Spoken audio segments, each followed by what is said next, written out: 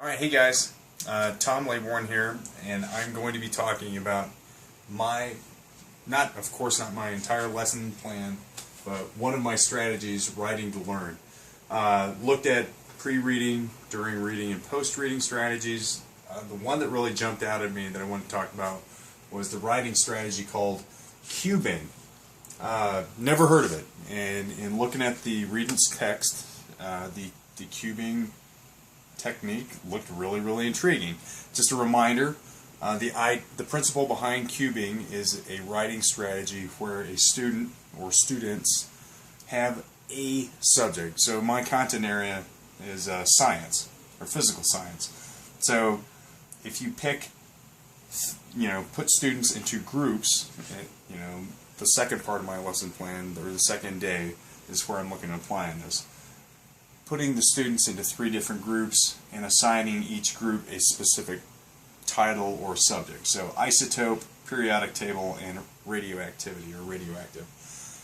Each face of the cube, each student is assigned one face of their cube for their group. So if you have 6 kids in a group, each one of them has one face.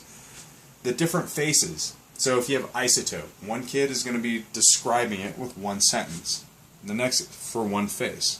Next one compare. Next one is associating it. Next one is analyzing it, applying it, and finally one will be arguing for or against it in some way.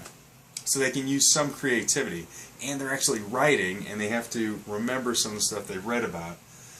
The fun part is, since it doesn't have to be made artsy and crafty. I like that kind of stuff. So does my wife.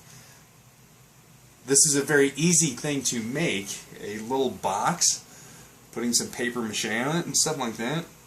So the kids actually make these things, and at the end of the class they have to talk about their particular item. So if a kid has, their group has a periodic table, they take their cube and each one of them talks about their portion. The periodic table is a visible way of describing all the elements that are existent and synthetic elements that present on Earth, or in the universe. So they can talk about those things. Then they go to the next kid and they talk about their portion.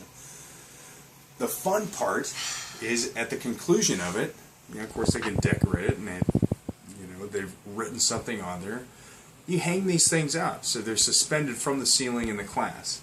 And what I kind of like to do is have the class vote on which one they like at the end of the chapter. Turn into a lamp. You can very easily put like a little light bulb inside there. Or maybe not. I'd probably have to talk to the principal and see if that's legal. Anyway, cubing. I think it's really cool. And thank you, Mrs. Laybourne, and thank you, Colby, my kiddo in the bed. So see you guys. Good night.